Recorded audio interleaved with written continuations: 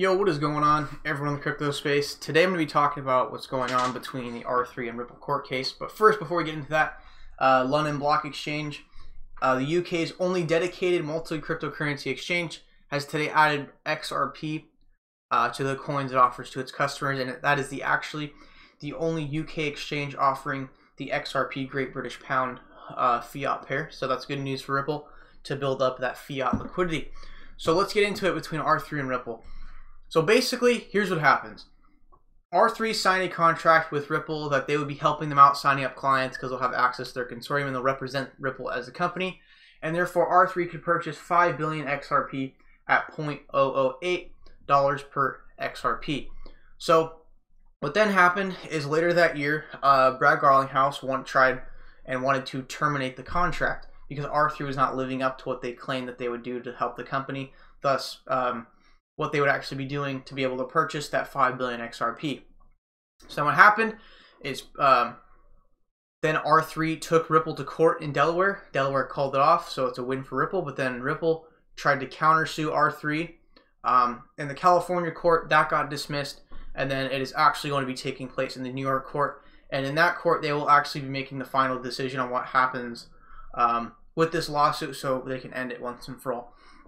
So what happened is that R3 claimed that they would really help out Ripple, help them. They get access to their consortium, which has big name banks like JP Morgan, Morgan Stanley, Merrill Lynch, I believe, part of the consortium. So Ripple would have access to those clients, and R3 would represent Ripple to those clients to help sign them up.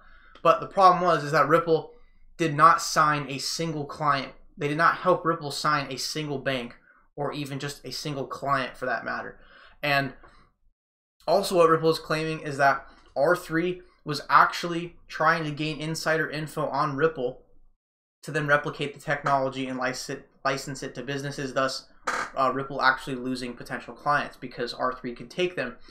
Because part of the contract, there was a non-disclosure agreement, and Ripple was sharing very secret, like inside information with R3 about the technology, and thus they did not actually comply with that non-disclosure agreement. So the fact that they didn't just follow a non-disclosure agreement, that does not make R3 look good in court in the first place. So Ripple, they're accusing R3 of trying to gain insider info and also breaking the terms of the contract in terms of the non-disclosure and actually helping them get access to more banks in the consortium to sign more clients for Ripple. So R3 didn't even do the non-disclosure agreement, nor did they help Ripple sign a single client.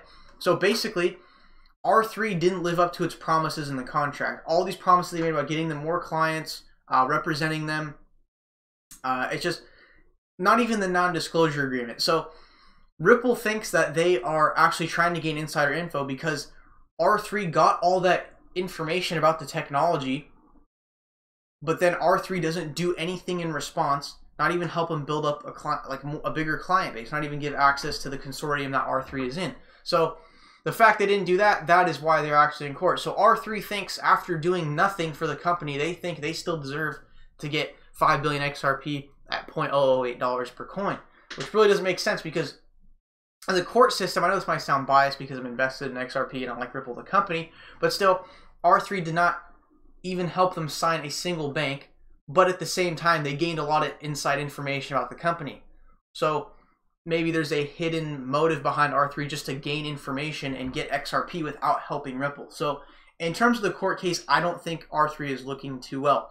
So the final court decision will be placed in New York. If you want to hear my opinion on it, I know this really sounds biased, but I don't think R3 will win the case. One, because they're trying to buy an asset way under than what it's worth, even though that was in the contract that they could do that up until 2019.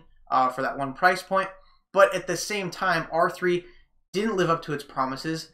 They promised them that they would give them access to like leading banks, like JP Morgan, for example, and that they would represent Ripple. And like they're not okay. What really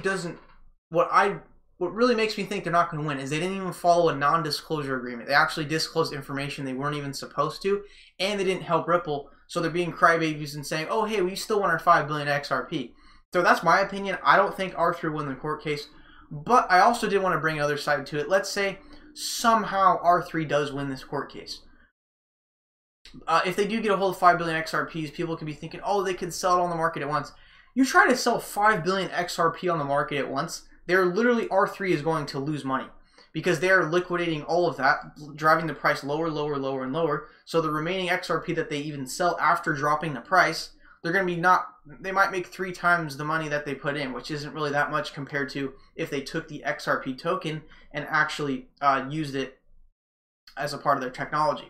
So the good thing I wanted to say, if R3 does win the court case, if they do get a hold of 5 billion XRP, don't think that that might be bad instantly, because what I think R3 would want to do is that since they're a distributed ledger technology, you can see all their partner network. So what I think R3 would do is, if they did get a hold of these 5 billion XRPs, but I don't think they will, is that they could actually license their technology to companies and actually use XRP on that network to save that company money.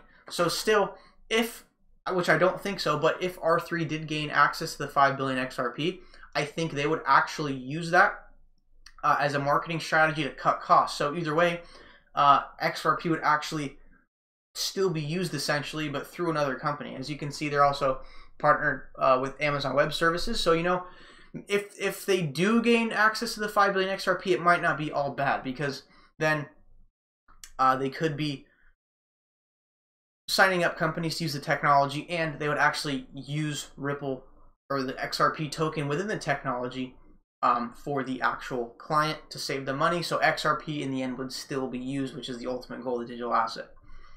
So that is my thoughts on the court case. I provided you with that information, gave you my insight on it. I don't think they're going to win, because they didn't even follow a non-disclosure agreement. They disclosed information they weren't even supposed to disclose, and didn't even help Ripple sign a single bank. So in court, it's like, okay, R3, you didn't help the company at all, and you broke a non-disclosure agreement, but you still want to get an asset extremely lower than what it's worth. To me, it might sound a little biased, but I don't think R3 is going to win it. It makes them honestly look like crybabies that they didn't help Ripple at all, but they still want that XRP. So thank you guys for watching this video. You can follow my Twitter at TeenageBuffett, or pick up a Ledger Nano S. Link in the description. Make sure to drop a like on the video if you enjoy the daily content, and make sure to subscribe to support the channel. We gained like 50 subscribers last night. Thank you guys so much. I'm going to keep hitting you guys with the daily content. So thank you guys for watching this video. I will see you in the next one.